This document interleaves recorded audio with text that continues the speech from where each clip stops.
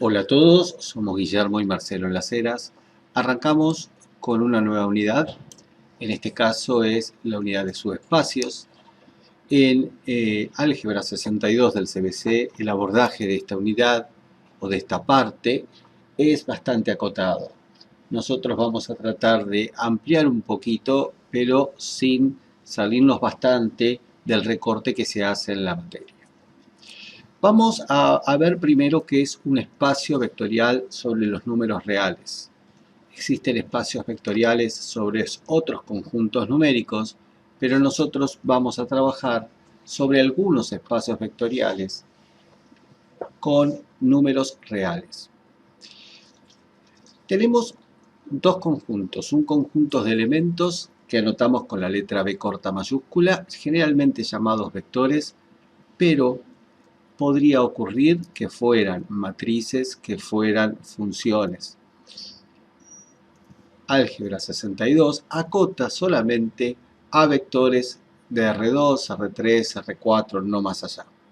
Y un conjunto numérico que para nosotros serán los reales. Entre los elementos de B, que normalmente me escucharán hablar como vectores, se define una operación llamada suma, suma de vectores, y una operación entre los números y los vectores, que es el por, que es el producto de un escalar por un elemento de B o por un vector. Si esas dos operaciones permiten que se cumplan las siguientes 10 propiedades, vamos a decir que B es un R espacio vectorial. Las primeras operaciones tienen que ver con la suma de elementos de B, o sea, la suma de vectores, según la nomenclatura que estamos usando. La ley de cierre interno, que significa que la suma de dos vectores debiera darte un vector, la asociativa, la de elemento neutro, la de inverso aditivo opuesto, la conmutativa. Y después, otras propiedades relacionadas con el producto por un número, la ley de cierre externo, la mixta, la distributiva del producto respecto a la suma de escalares o la distributiva del producto respecto a la suma de vectores, y que el elemento 1 de los números reales actúa como elemento neutro. Todas estas propiedades que acabo de enunciarte las vamos a ver ahora en una nueva pantalla y las vamos a ilustrar, por ejemplo, en los vectores de R2. Entonces, vamos a ver qué diría cada una de esas leyes en forma genérica y en R2.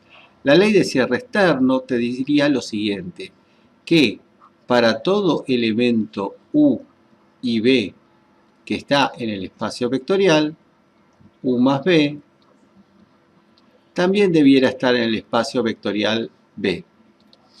En este conjunto que todavía no sería un espacio vectorial, porque todavía no hemos probado las dos propiedades.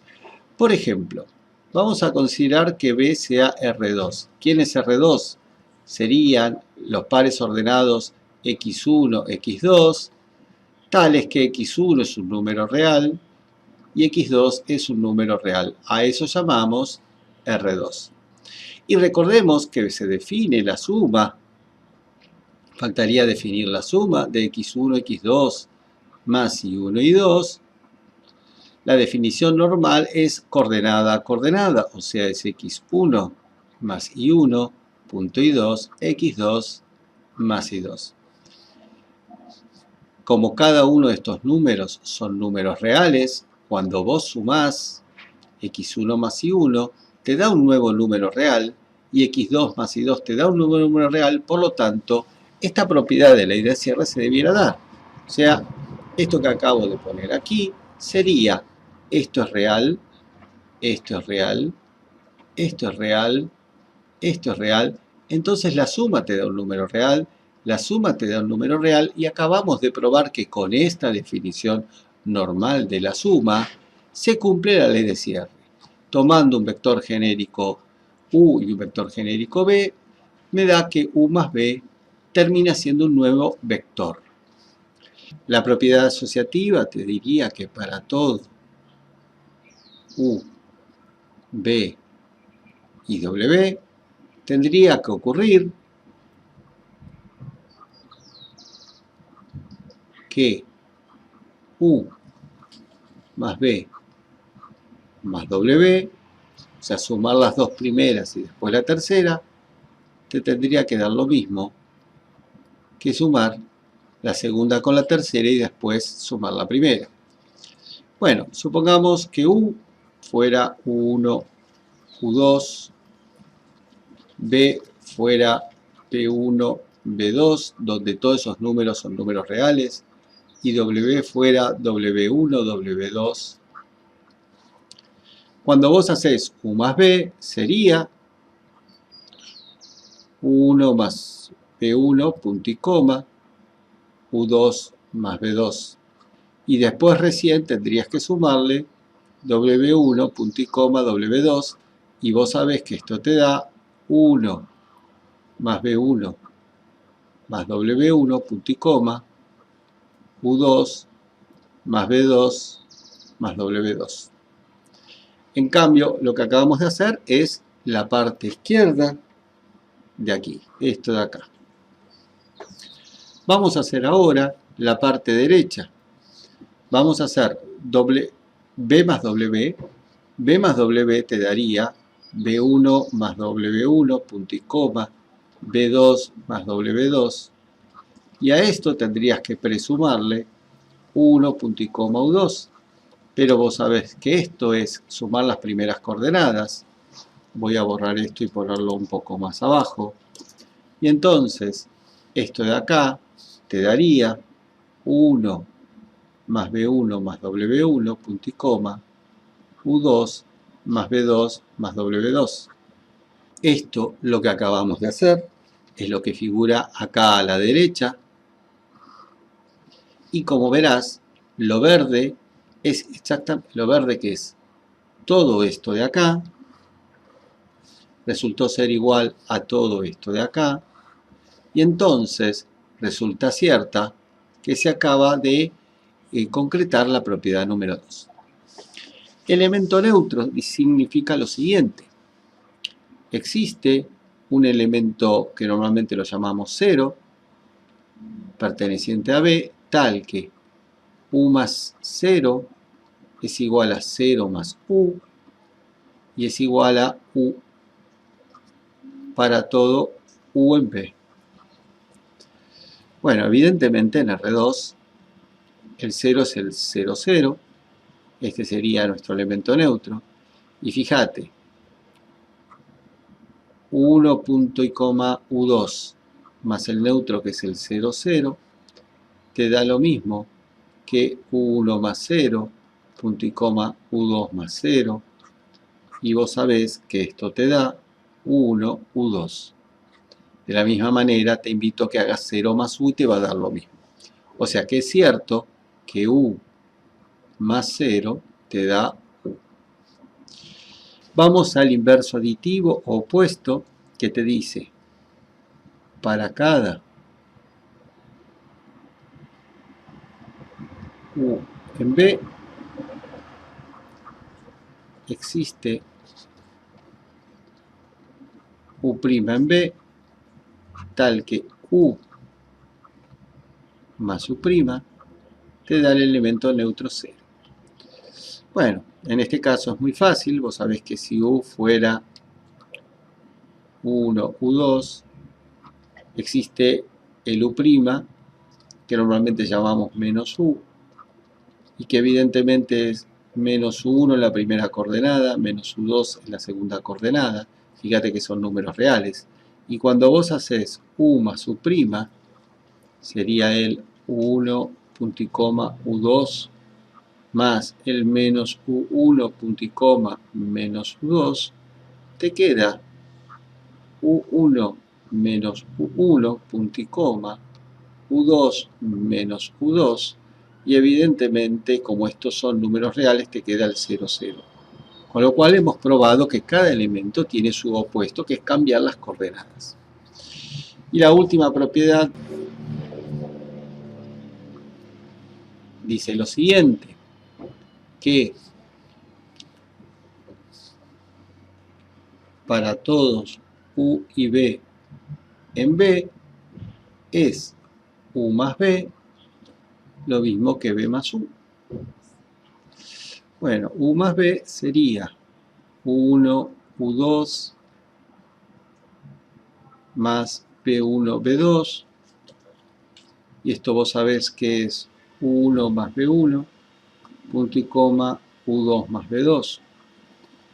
Y si vos haces B más U, es B1, B2 más U1, U2.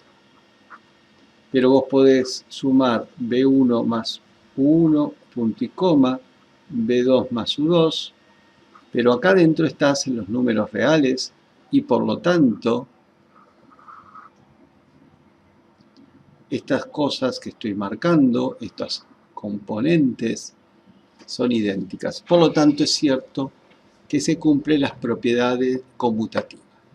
Entonces, hasta ahora hemos obtenido que considerando A, B el conjunto de los vectores en el plano y a los números reales como los escalares que todavía no usamos, se están cumpliendo 5 de las propiedades. Nos falta todavía completar las otras 5. Dijimos que las otras 5 tienen que ver con el uso de la segunda propiedad, que es el por. ¿Cómo se define el por? Bueno, un número k por un vector u, o sea, k por el u1, u2, en nuestro ejemplo, sería k por u1, punto y coma, k por u2. Bueno, definido de esta manera, entonces, para todo k y para todo u pertenecientes a B, resulta que k por u tendría que estar en B. Para eso veamos si es cierto. A ver, como estamos definiendo k por u, es k por el vector u, es k por u1, u2, donde u1 y u2 son números reales, por eso son vectores del plano. Por definición, esto es ku1, punto y coma, es ku2, y esto es un producto entre números reales, y por lo tanto esto es un número real, y esto también es un número real. Por lo tanto, esto pertenece a R2. Evidentemente, si k fuera un número complejo y lo multiplicás por un vector real, ya no vas a obtener un vector real. Por eso, en este caso, los escalares son vectores y son números reales. Bueno, la asociatividad mixta lo que te dice lo siguiente: es para todo alfa y beta y para todo u. Resulta que alfa por beta por u, de esta manera, te tendría que dar lo mismo que alfa por beta por u. Veamos si es cierto. Alfa por beta u sería alfa por beta 1, punto y coma, beta u2, y vos sabés que esto es alfa beta u1, punto y coma, alfa beta u2, y vos tenés tres números reales multiplicados entre sí. Lo podés pensar como que tenés el alfa beta por 1, punto y coma, el alfa beta por u2, y esto es alfa beta por 1, punto y coma, u2. Con lo cual es cierta esta propiedad para este caso de tener los vectores en el plano y los números reales. Distributiva del producto respecto a la suma de los escalares. Lo que te está diciendo es que para todo alfa beta y para todo, bueno, para todo alfa beta real, ¿no?, pertenecientes a R, y para todo B pertenecientes a R2, en este caso, debiera ocurrir lo siguiente. Vamos a ponerlo acá en función de B. Alfa más beta por B te tendría que dar alfa B más beta B. O sea, si tenés 2 más 3, 5 veces un vector, es 2 veces el vector más 3 veces el vector. Eso es lo que te dice intuitivamente esta propiedad. Y entonces, esto de acá, ¿cómo sería en el caso nuestro? Alfa más beta por 1, punto y coma, u2 es alfa más beta 1, punto y coma, alfa más beta u2. y esto es alfa 1 más beta U1, punto y coma, alfa U2 más beta U2, y esto te da alfa U1, punto y coma, alfa U2 más beta U1, punto y coma, beta U2, y vos sabés que te queda alfa U1, U2, o sea, alfa por U más beta por U. Bueno, acá a la izquierda lo usé con el vector B, veo que acá a la derecha lo usé con el vector A por el vector U, pero bueno, es similar. Producto distributiva del producto respecto a la suma de vectores. Lo que te está diciendo es que para todo alfa real, U y B en el conjunto B grande, lo que debiera ocurrir es que alfa por U más B te debiera dar alfa por U más alfa por B. Bueno, veamos si es cierto. Alfa por U1 punto y coma U2 más B1 punto y coma B2. Esto es alfa por U1 más B1 punto y coma U2 más B2. Y esto es alfa por U1 más B1 alfa por U2 más B2. Y esto es alfa U1 más alfa B1 alfa U2 más alfa B2, y esto es alfa U1 punto y coma alfa U2, fíjate que estoy tratando de llegar a lo que figura al lado derecho, más alfa B1 punto y coma alfa B2, y esto es alfa por U1 U2, que es U, más alfa por B1 B2, que es B, y llegamos a la novena propiedad.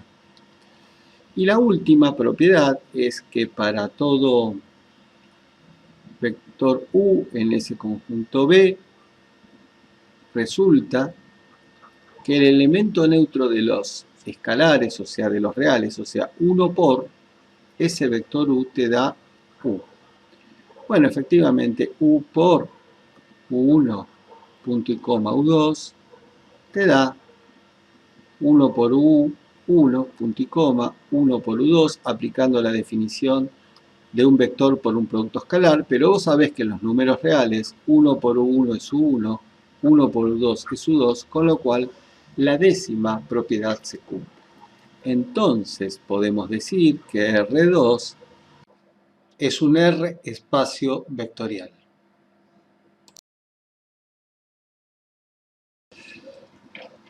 Veamos cuáles son los espacios vectoriales y cuándo no tenemos espacios vectoriales. A ver, por ejemplo, vimos que R2 es un espacio vectorial. También lo es R3 es un espacio vectorial.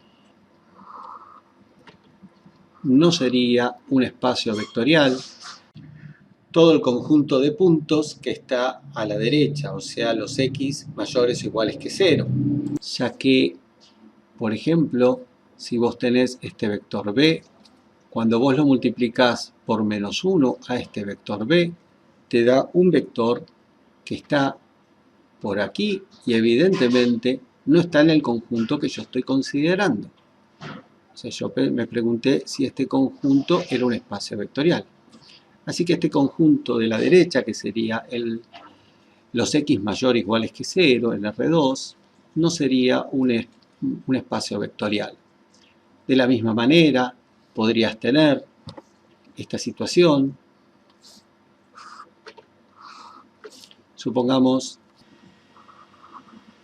Pongámosle que me focalizo en los elementos que están, un vector B que esté en el eje X o en el eje Y, o sea, los elementos de amarillo.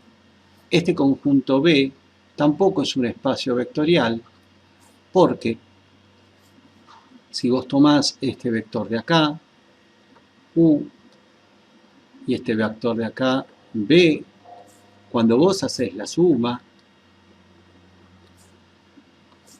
U más B no te pertenece a este conjunto B. ¿Qué espacios vectoriales conocemos? Bueno, R cuadrado, R3, R a la n. Y también podemos trabajar con las matrices de Rm por n. Y hay también espacios vectoriales de funciones. Nosotros en la materia vamos a trabajar con R2, R3 y R4. Bueno, en un próximo video vamos a ver el concepto de subespacios. Los invitamos a seguir con esta trayectoria de aprendizaje.